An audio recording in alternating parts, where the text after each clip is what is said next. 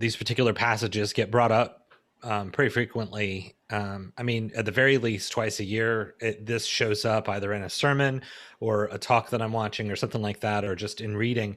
And each time it feels to me like surprise, even though it's not. I know what these verses say, but it feels like surprise to me each time that Jesus is praying, is there another, can we do something different, please? Can we not go through with this plan? Is if there's anything else, right? Because that is so human, right? And at the same time, it's balanced with, but at the same time, your will be done, right? So I get it. I'm supposed to do this thing. I'm gonna do this thing.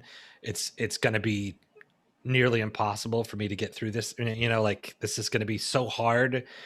But is there another plan? Is there another way? Just checking, like if there Yeah. is. And I think to your point, like that first part of it, I think we all relate to. Like, we're all good for begging God to change the way things are, or the suffering we're facing or about to.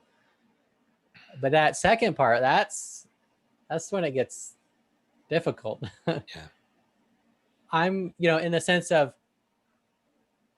I don't want this. I don't want to go through this, but I trust you enough that if this is what needs to be done, Mm-hmm. that I will participate in it, even despite my own objections. And I also think there's an interesting dynamic there of, kind of to Todd's point earlier about the will, where I think sometimes we hide behind that, in the sense that we are being resistant. We are asserting our will, but we don't want to say it. We want to rationalize it in some way instead and kind of cover up. But there's something to be said, even if it is defiance, to be clear about that defiance, or to be submissive and to be clear about that submissiveness.